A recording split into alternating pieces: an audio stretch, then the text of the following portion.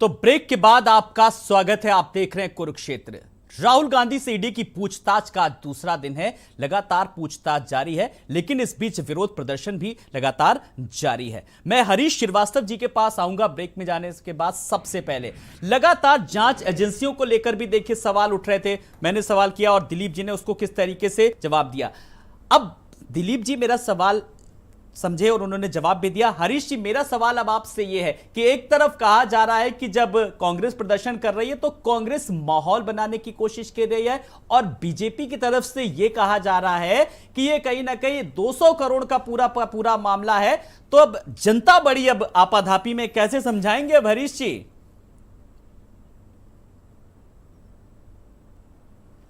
नहीं, देखिए,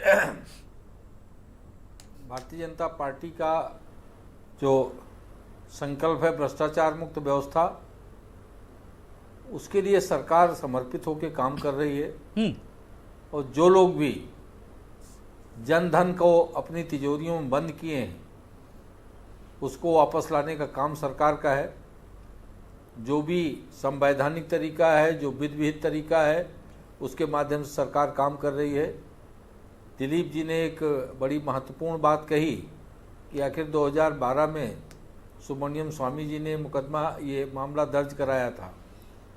अगर यह राजनीति प्रेरित होता तो कांग्रेस पार्टी उसी समय उसका कार्यकाल तो 2014 तक रहा। क्यों नहीं उस पे जांच करके उसको नल एंड वाइड घोषित कर दिया कि नहीं, इसमें सारे तथ्यों का परीक्षण करा करके, और क्यों नहीं उसको दाखिल दफ्तर कर दिया? वो बताती, उसकी जांच करा करके और उस पर एक अंतिम निष्कर्ष निकालती। लेकिन वास्तविकता यह है कि मामला चूंकि भ्रष्टाचार का एकदम स्पष्ट है, पुख्ता प्रमाण सामने से है। कोई जो कानून को नहीं भी जानता होगा, वो एक गांव का आदमी, वो भी कहेगा कि हाँ, इसकी कांग्रेस का जो फर्स्ट फैमिली है इसने इसमें घोटाला किया। ये आम आदमी का पैसा लगा था, देश के उन सम्मानित नागरिकों का पैसा लगा था जिन्होंने देश की आज़ादी के लिए लड़ाई लड़ी, और उसको आपने 76% शेयर माँ बेटे ले लिए, पूरा का पूरा शेयर ट्रांसफर कर लिया। और यंग इंडिया वो रियल एस्टेट का काम कर रही है, आपने उसको चैरिटेबल संस्था बनाया था। और आप जो कर्मचारियों का वेतन दे रहे हैं, भुगतान किए, उसको आप चैरिटेबल काम बता रहे हैं, जबकि वो लायबिलिटी जो थी एजीएल की, उसको पे ऑफ करना हुआ। अगर आपने उसको खरीदा तो अगर आपने उसके सारे शेयर ट्रांसफर किए तो लायबिलिटी भी तो आपको ट्रांसफर होगी। और 2000 करोड़ की संपत्ति अगर उसको ट्रांसफर हुई तो क्या ये लायबिलिटी नहीं ट्रांसफर होगी? चलिए, कुल मिलाकर के बात घूम फिर के प्रदीप जी जो सवाल उठ रहा है कि आप लोग वाकई में इस चीज को बता नहीं पा रहे हैं, समझा नहीं पा रहे हैं कि मामला जो घूम फिर के आ रहा है ये 200 करोड़ की संपत्ति का है सारा, जिसके लिए प्रदर्शन भी किस तरीके से किया जा रहा है। ठीक है जी, सुनेंगे हरीश जी, प्रदीप जी को भी सुनेंगे जी। राहुल गांधी का क्या रिश्ता है जी? चलिए, आखिर इसको क्यों नहीं जवाब देते जी? चलिए, रिश्ते की बात यहाँ पर हो रही है, जांच की और पूछताछ की हो रही है। ठीक है जी। और ये ब्रितानी हुकूमत में क्रांतिकारियों का मुखपत्र था, कांग्रेस पार्टी का मुखपत्र था, किसी संघियों का नहीं और गोडसेवादियों का नहीं था। नंबर 1 बात, और इसमें एक भी सदस्य गोडसे का समर्थक नहीं था, इसमें एक भी सदस्य सावरकर का समर्थक नहीं था। इसमें गांधी की विचारधारा को मानने वाले लोग थे, गोडसे की विचारधारा को मानने वाले लोग नहीं थे, सावरकर की विचारधारा को मानने वाले लोग नहीं थे।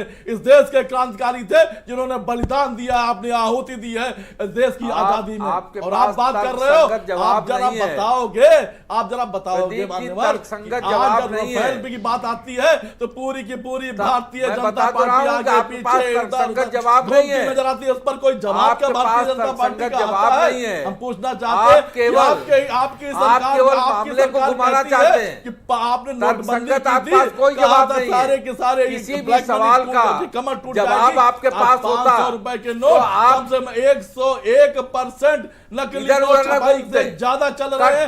इस पर भारतीय जनता पार्टी का जवाब है 54% 2000 के नोट ज्यादा चल रहे हैं। भारतीय जनता पार्टी के पास इसका कोई जवाब है? आज आप बताइए उत्तर प्रदेश में जहां बैठे लगातार भ्रष्टाचार के सवाल लगातार हर डिपार्टमेंट में खुल रही है, भारतीय जनता पार्टी के पास इसका कोई जवाब है? ये सवाल बार बार कहते हैं कि इलेक्शन मैनेजमेंट डिपार्टमेंट अगर कोई ऐसा काम करेगा, और अभी देखिए कई बार आपको दे चुकी है, विशेषज्ञ हो भारतीय जनता पार्टी के प्रवक्ता हो, सवाल कर रही है कि सरकार के सवालों का जवाब दीजिए। ईडी काम करती है और हम भी ये कहते हैं सरकार के दबाव में ईडी काम करती है। यही बात तो देश की आवाम कर रही है, यही बात सड़कों पर जनता कांग्रेस ही कर रही है। चलिए अब प्रदीप जी रुक जाइए, मेरे एक सवाल का जवाब दे दीजिए। आपने तमाम सारी चीजों का जिक्र कर दिया प्रदीप जी, अब आप ये बताइए पूरा का पूरा कांग्रेसी जो कुनबा था वो राहुल गांधी को लेकर के अपने साथ आया, ठीक है, रुक जाइए।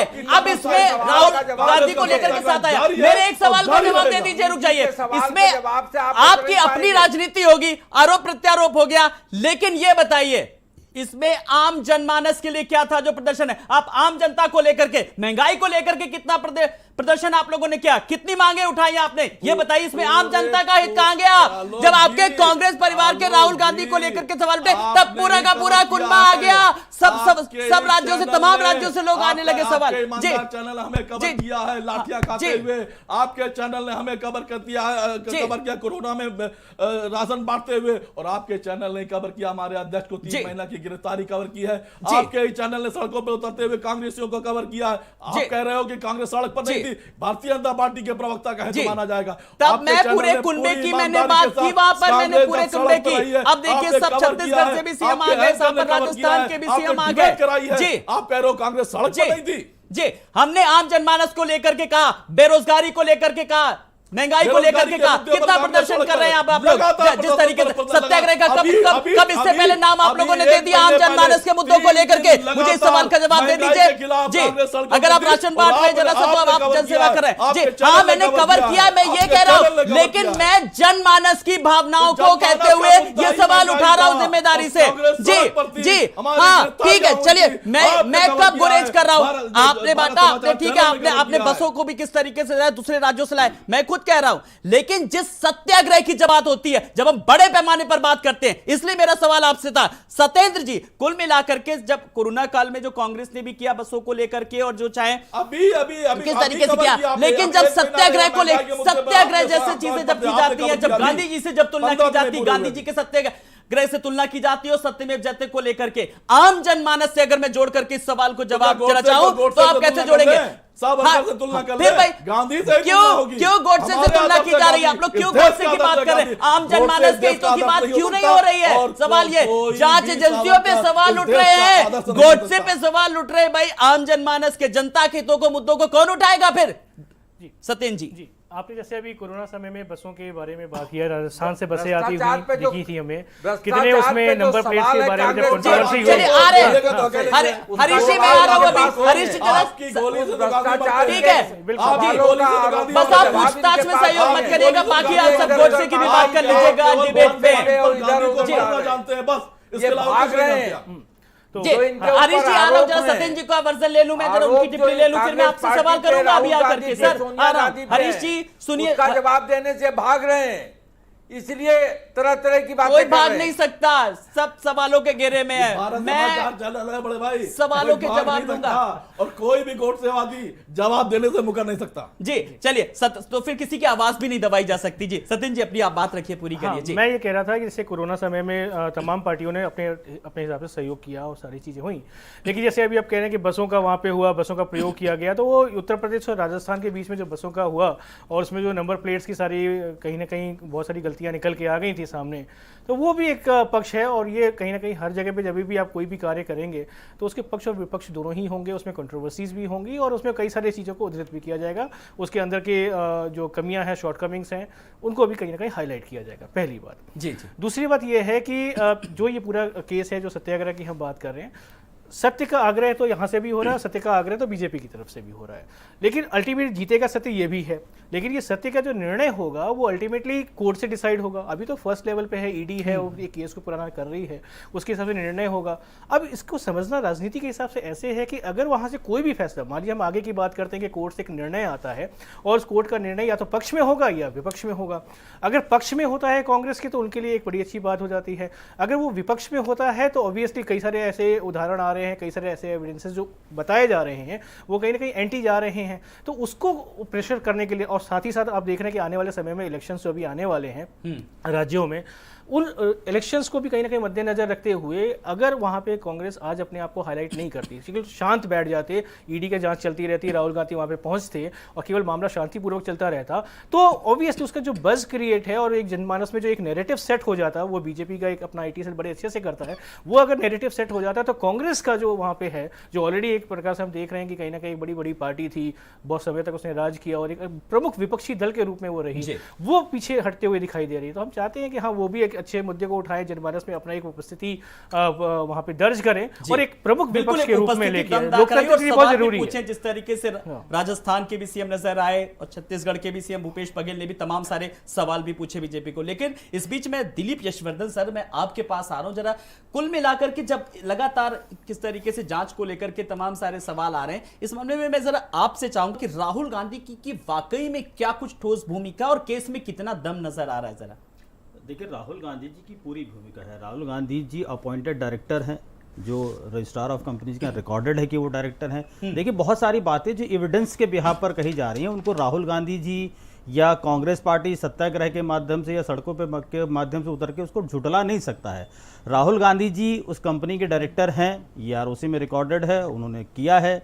बाकी जो पैसे का लेन देन है वो बैंकिंग ट्रांजैक्शन है, उसको भी झुटलाया नहीं जा सकता है। शेयर्स एक्वायर किए गए हैं, कंपनी इनकॉर्पोरेट करी गई है और एसेट भी ट्रांसफर हुई हैं। ये सारी चीज़ें ऐसी हैं जिनको रिकॉर्ड से वेरीफाई किया जा सकता है और सरकारी रिकॉर्ड से वेरीफाई होगा। और ये जो ट्रांजैक्शन है 2010-2012 ये पहले का है, तो ये सारा कांग्रेस के रिजीम का ही है। और सत्याग्रह की बात जो कांग्रेस कर रही है, तो सत्याग्रह का मतलब होता है कि सत्य का आग्रह निकल के आए। तो सत्य का आग्रह या सत्य साबित कैसे होगा? अगर किसी के खिलाफ, प्रदीप जी आप वकील हैं, आप ये जानते हैं कि अगर किसी के खिलाफ कोई इल्जाम लगाया गया है और वो पार्टी, वो व्यक्ति उस प्रोसीडिंग्स में कोऑपरेट नहीं करता है, तो कोर्ट क्या कहता है कि वो कोऑपरेट नहीं कर रहा है, इसका मतलब वो गिल्टी है।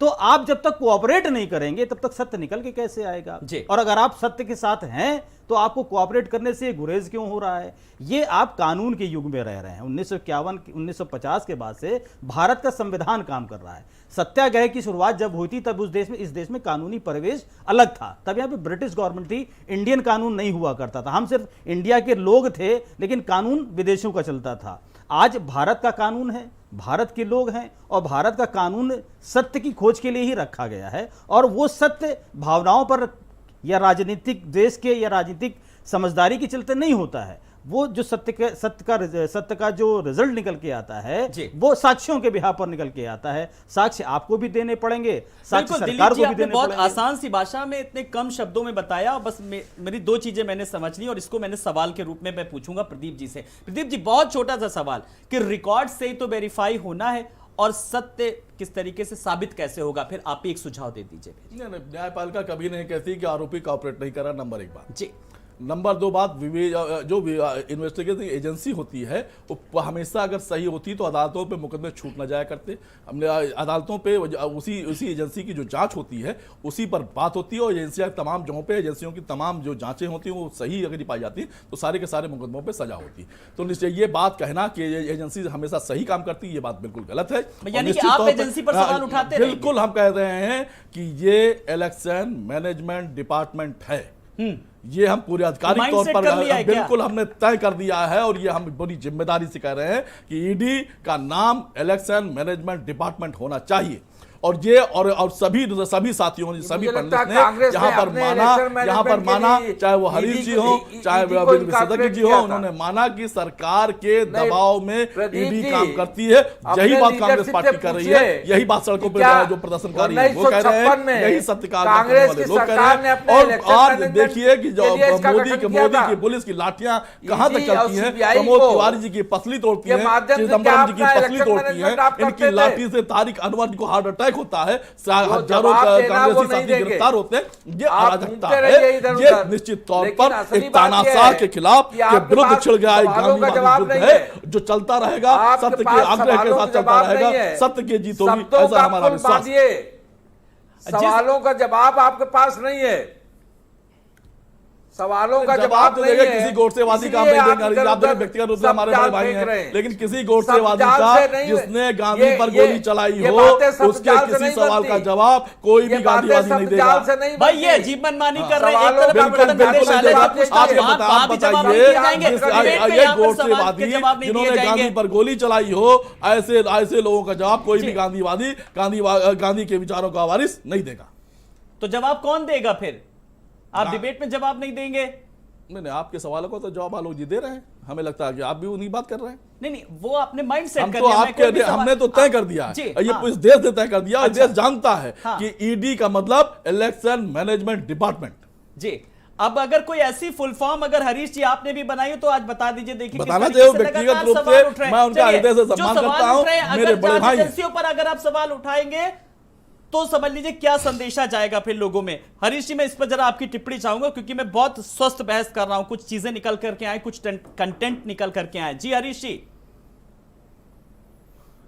आलोक जी, क्योंकि प्रदीप जी के पास कोई तर्कसंगत जवाब किसी सवाल का नहीं है, इसलिए शब्दों का जाल गढ़ रहे हैं। और अगर ये इसको इलेक्शन मैनेजमेंट बता रहे हैं तो इसके माने कांग्रेस पार्टी 1956 से इसी ईडी और सीबीआई के माध्यम से अपना इलेक्शन मैनेजमेंट करती रही।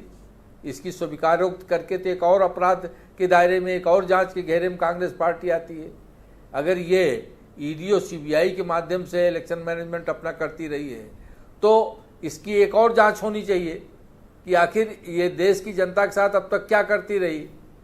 ये जो जिस तरह के आरोप सब जालों से उसका जवाब ये आरोप सब जाल से गढ़ रहे हैं, तथ्यात्मक किसी भी सवाल का इनके पास जवाब नहीं है। राहुल गांधी के पास नहीं है, कांग्रेस नेतृत्व के पास नहीं है।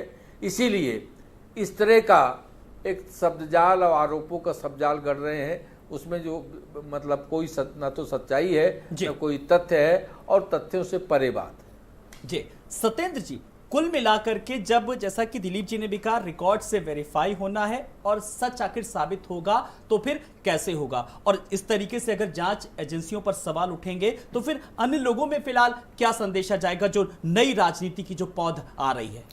देखिए, जो नई राजनीति की पौध है, आप अगर पूरे इसमें जो ये पूरा धरना प्रदर्शन हो रहा है, इसमें कांग्रेस का पूरा मैकेनिज्म को समझने की कोशिश करिए कि जैसे ही उनको पता चला कि ईडी की यहाँ पे पूछताछ होने वाली है, सोनिया गांधी जी की अपने स्वास्थ्य के कारण उन्होंने वहाँ पे किया और समय को उन्होंने मांगा है, और राहुल गांधी जी का जो अपना एक पूछताछ 13 तारीख को होना था वहाँ से उन्होंने शुरू किया। तो पूरे देशव्यापी में उनकी एक मीटिंग होती है, उसके ऊपर कैसे क्या कार्यक्रम होगा, लगातार मीटिंगों का दौर चलता है, और फिर एक पूरा प्रारूप बनता है कि भाई इसमें किस तरह से हमें विरोध करना है, किस तरह से अपनी बातों को सामने लेके आना है, और कैसे उसको सत्याग्रह का नाम देना है। तो अगर इस पूरे स्ट्रक्चर को रीएक्टिवेट कर रहे हैं तो ये कांग्रेस के लिए बड़ी अच्छी बात हो सकती है। लेकिन दूसरी बात ये भी है कि अल्टीमेटली इस देश में चलेगा कौन? लोकतंत्र है तो लोग यहाँ पे कहीं ना कहीं आगे रहेगा। अभी प्रदीप जी ने गोडसे साहब की बात करी कि गोडसे जी ने वहाँ पे गोली मार दी और गांधीवादी विचारधारा की हत्या करी। इसमें बहुत सारे एग्जाम्पल अगर आप पूरे हिस्ट्री को देखें तो कभी इमरजेंसी भी लगी थी यहाँ पे, और कभी यहाँ पे एक बड़ा वृक्ष गिरा था और छोटा था एक जलजला भी आया था। लेकिन इसके बावजूद भी आप देखिए तो उसी पार्टी को वापस सरकार बना दी गई। कांग्रेस फिर से सरकार में आई इमरजेंसी के बाद में और दंगों के बाद में। गोडसे की अगर हम बात करते हैं तो उस विचारधारा की पार्टी आज भी है और लगातार 2 टर्म से वो इलेक्शन के फुल मैंडेट से निकल के आ रही है। तो निर्णय कौन करेगा इस सारी चीजों का? निर्णय करेगी जनता जी, और जनता को चाहिए एक प्रमुख विपक्ष होती है। एक सवाल दिलीप जी, कुल मिलाकर लगातार घूम फिर के सवाल ये आ रहा है कि ईडी को लेकर के, ईडी का दुरुपयोग को लेकर के, जरा मैं इस पर आपकी प्रतिक्रिया चाहूंगा। नहीं, मैं नहीं मानता हूं आलोक जी कि ईडी का दुरुपयोग हो रहा है, लेकिन मैं फिर कहूंगा कि सरकार के प्रेशर में काम करती है, उस प्रेशर को आप अपोजिशन हमेशा नेगेटिव रूप में देखता है जी। और अभी प्रदीप जी ने खुद एक बात कही कि जो जांच एजेंसियां होती हैं उनकी जांच हमेशा सही नहीं होती है, इसीलिए सरकार कोर्ट में जाकर के मुकदमे हार जाती है। तो ये तो आपके लिए अच्छा है, आपको लग रहा है कि ये जांच फर्जी है तो ईडी को जांच करने दीजिए, ईडी गलत रिपोर्ट बनाएगी, आप कोर्ट में मुकदमा जीत जाएंगे। ईडी से हारेंगे तो हो सकता है सरकार आगे कोर्ट में चली जाए, आप ईडी से हार जाएंगे तो कोर्ट आपके लिए फेवरेबल प्रदीप हो जी, जाएगा। कानून की पेचीदगियां तो आप भी बेहतर जानते हैं, आप भी अपने आला कमान को सलाह दे सकते हैं। आलोक जी, हाँ। अभी तक आज तक इस समय जब हम बहस कर रहे हैं, क्या ईडी की विवेचना में श्री राहुल गांधी जी ने कोई बाधा पहुंचाई? क्या सड़क पर प्रदर्शन करना हमारा अधिकार है और ये अधिकार हमने, और क्या श्री राहुल गांधी जी ने कोई भी कहीं पर भी जब आपने बुलाया, और अभी राजनीतिक विश्लेषक ने एक बात कही कि श्रीमती सोनिया गांधी जी ने समय लेने के लिए वो बीमार हुई और अस्पताल में गई, नहीं कहना चाहिए था। ये बात नहीं कहनी चाहिए, मुझे कष्ट हुआ, आपने ये बात कही, मैं बार बार कहता हूँ। और ये सोनिया गांधी जी हैं, ईडी के बुलाने पर जाएंगी भी, 23 तारीख को वो जाएंगी और जाएंगे भी, ईडी के सवालों का सामना भी करेंगे, जवाब भी देंगे। आगे तब बढ़ती है जब कांग्रेस फिलहाल अपनी जब बात कहती है कि हमारे वरिष्ठ नेताओं को किस तरीके से घसीटा गया, उन्हें हिरासत में ले गया, तब सवाल आखिर खड़े होते और बहस तब आगे। पूर्व मुख्यमंत्री हरीश रावत के साथ जो बदतमीजी हुई होनी चाहिए क्या? श्री प्रमोद तिवारी जी के साथ जो बदतमीजी हुई होनी चाहिए क्या? तारिक अनवर जी आज हार्ट अटैक हो गया, वो एडमिट है, क्या ऐसा होना चाहिए क्या? प्रमोद तिवारी जी के साथ जिनकी पसली टूट गई होनी चाहिए क्या? पी चिदम्बरम के साथ जो घटना हुई है होनी चाहिए क्या? आप बताइए, आप देश के पूर्व गृह मंत्री, पूर्व मुख्यमंत्रियों के साथ इस तरह की आप बर्बरतापूर्ण कार्रवाई करेंगे क्या? यह होना चाहिए क्या?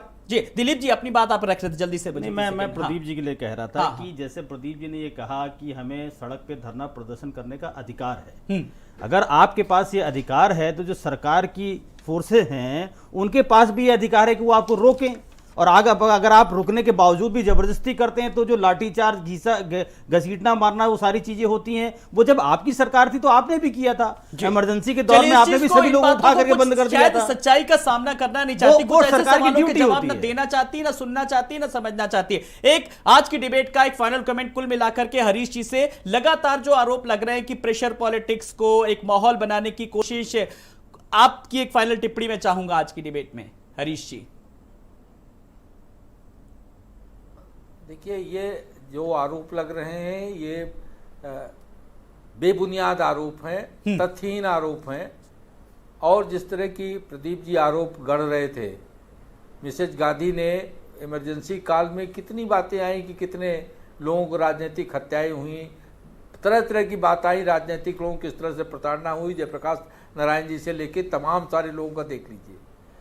और जो अभी कह रहे थे कि साहब प्रमोद तिवारी के साथ किन के साथ क्या हुआ, आप भीड़ तंत्र इकट्ठा कर रहे हैं, तो भीड़ के अंदर एक एक आदमी को आइडेंटिफाई करना किसी के लिए क्या संभव होता है? जो वहाँ पुलिस प्रशासन होता है या पुलिस के सिपाही होते हैं। तो ये जो इस तरह के जो तथ्यहीन आरोप हैं, इनको छोड़ करके कांग्रेस पार्टी को जो सच है, राहुल गांधी को और सोनिया गांधी को जो इस घोटाले का सच है, वो ईडी के सामने, चलिए कुल मिलाकर के घोटाले का जो सच है वो सामने आए, बड़ी बात यह है। बहुत बहुत शुक्रिया हरीश जी आपका, प्रदीप जी आपका भी, दिलीप यशवर्धन जी आपका भी, सत्येंद्र कुमार सिंह जी आपका भी बहुत बहुत शुक्रिया।